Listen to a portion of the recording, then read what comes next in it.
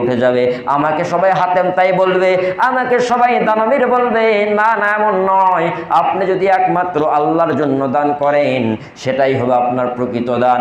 আর এই দানের বিনিময়ে আপনার বালা মুসিবত সব যিনি হটায়া দিবেন। গলার আওয়াজ উঁচু করে বলেন, তিনি কে?